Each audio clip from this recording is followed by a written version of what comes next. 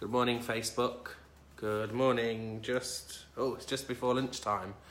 So hopefully we'll get some of the lunchtime crew on the video. So today I'm talking about storytelling, and there's two reasons why. One is because Adam is doing a daily video about storytelling. It's a bit of a rant, actually. We were having a good rant this morning about it. And I told him a bit of a story that I had myself. And it was about a guy called Gerald Ratner, which for those of you that are my age and below, so I'm 34, so sort of 35 less, you probably wouldn't remember Ratners. If you're 40 plus, you should remember Ratners. So I'm going to tell you this story first, so hopefully it makes some sense to some of you, and then I'll tell you why it's important about stories. So Ratners was a jeweller's, and it was ran by Gerald Ratner's dad first, and then Gerald Ratner eventually took over. When he took it over, he had a loss of 350 grand that year, something like that. And in the next 8 years, and there was 17 shops. And then in the next 8 years, he took it to something like 1,000 plus shops, 120 million profit, 1.2 billion turnover. Really transformed the business, and this was all during the 80s. Now, Ratner's and the brand during that time, people must have thought they were unstoppable. They were taking over people for fun. They took over H. Samuels, a company called Zales, Ernest & Jones, and then they had 500 odd stores in the US at that time as well.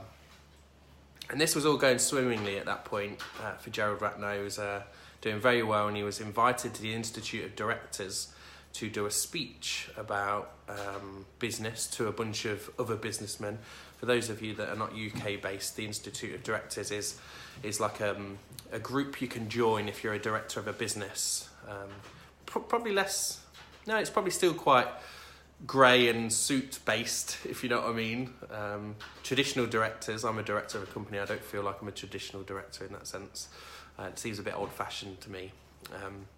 But anyway, so he went to this Institute of Directors, and if you watch the video, it was done in 1991, it's on YouTube now. Just search for Ratners or Gerald Ratner. And at this speech, he said how his jewellery was crap.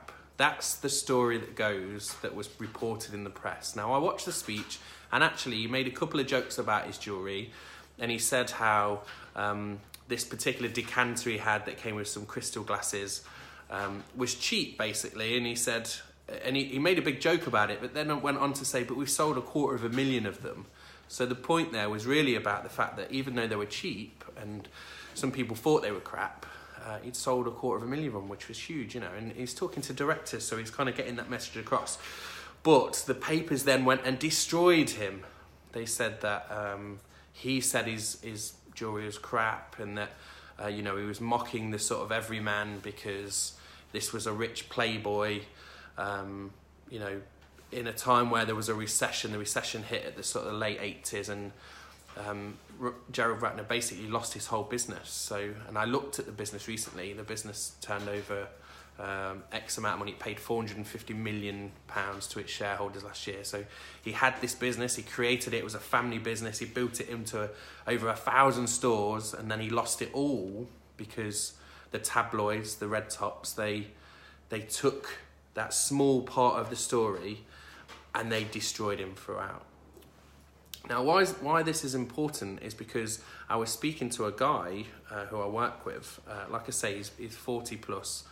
And I said, do you remember Ratner's? And he said, yeah. He said, if they sold pitchforks now, I would take my pitchfork to that guy's house because he was an absolute bastard. I think that's the word he used, something to that effect. And I was like, what? What are you talking about? Like, I've been listening to this guy's autobiography, and I think he's amazing, like a proper entrepreneur, managed to turn it round and made a couple of million selling some gyms and stuff after he lost everything. So I was really inspired by the story. But of course, the narrative in this guy's head was about the story that the tabloids put across. And it's deeply in his brain, like he when he said about the pitchforks, he was not joking. He was saying that the story that was there was so powerful that 20 years later, 20 years, it was still in him that he would take pitchforks and go to this house. This is a guy, Gerald Ratner, I was listening to the story in his autobiography. He has a family, he has kids, he has grandkids. This is a normal person. You want to take a pitchfork to his house. Anyway, so that shocked me, right? I was just, yes, Natalie, that's the exact one, yeah. Fascinating story. If you've got Audible, it's read by Gerald Ratner as well. It's definitely worth listening to. It's about 5 hours long. Listen to it on 1.25 or 1.5 speed. You'll get through it, no problem. So this is what the main point about this is about the story, right? So there's two parts of it. One is about how the story connects with the people emotionally. At the time, the context was around the recession, but it had a deep emotional connection. So when this guy, the colleague that I'm working with, referred to it from 20 years ago, it was still within him. He still had this deep connection. And when I asked him, I said, where do you get this feeling from? Why do you have this hatred? And it can't be described as anything else other than hatred. He said, well, that's what was reported in the media. He was a rich playboy, just sort of making us, common folk look like idiots, basically.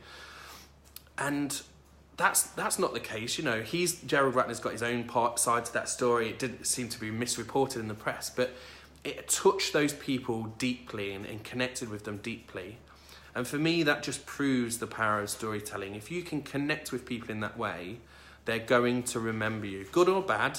I'll say that I've done a Facebook Live every day since the start of the year. Adam's been doing videos every day. He's on his over 50 videos now. And there will be one or two things within those videos or in my lives that people remember, that they connect with, that touches them personally, that makes them think. And they say it to me, when I meet them, they say, I saw that Facebook Live, and it's not the one where I rant or whatever it might be. It's the one that connects with them specifically. And why this is important, why I'm doing this Facebook Live, is to say to you, what are you doing to tell your story? It's all good being like, I'm Matt, I'm the businessman, I've got this business and we sell these things. No one really cares. But if you ask them why you sell it, there's that Simon Sinek book, Just Start With Why. If you ask them why you're doing it, that's more interesting, it's more emotional. I can connect with you on that front. If you tell me the stories that you had along the way to get to where you're going, or get to where you are now, that's more important to me. I appreciate that story more because you tell me things where you're not showing me the highlight reel. We've talked about that before as well. You're telling me the ups and downs and what happened as you got to that place. So think about it. If you're running a business and if you're trying to sell your shit, whatever your shit may be, think about the stories that you can tell that will get people to connect with you on an emotional basis. Not necessarily just emotional. It could be something where it appeals to their wants and their desires. What can you tell them that's going to get there? And actually, if you think about it, if you start to look around you, you'll start to see the good businesses are doing the same stuff. If you think about Christmas time, John Lewis and the other advertisers now, Lidl did one as well, Audi did one at Christmas. They were telling you stories, and there was a kind of a big debate then that was like, which is the best Christmas video? And it's because now it's less of a game about selling you something, it's about who can come up with the best story. Of course, they've got all the product placement. There was a thing Adam was saying he was watching about John Lewis, and how every scene had things you could buy from John Lewis. There was a lampshade in one of them a few years ago. They sold 500,000 of those lampshades after that advert.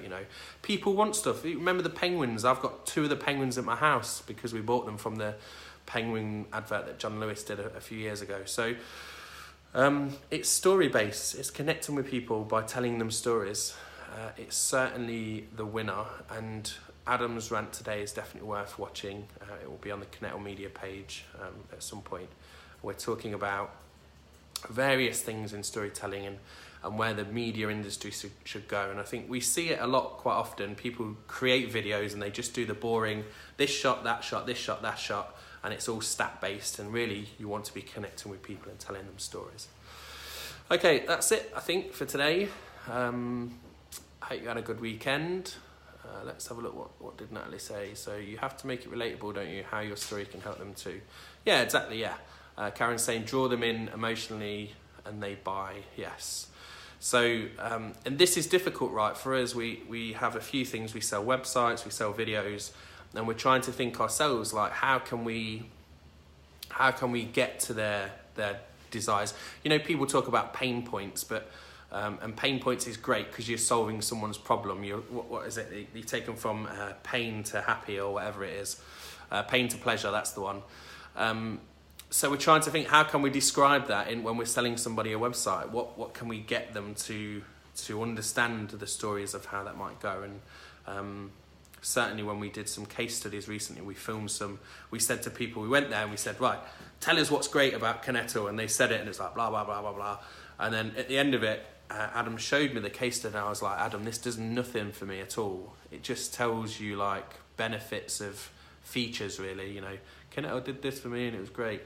I really want to see some context around the company that we're talking about. We worked with a charity that works with terminally ill cancer patients, and like the whole thing they do, their whole environment is fantastic. But when we went and did the case study, we were like, tell us something, how we helped you. And there was just no context to it, really. So we want to try and go back and review that and say, let's tell the story of how awesome you are as a company, and then how we helped you be more awesome, if that makes sense.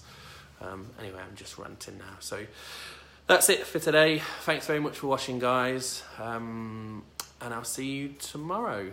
Bye-bye. Bill's back. Hey, Bill. How's your knees? Bye-bye.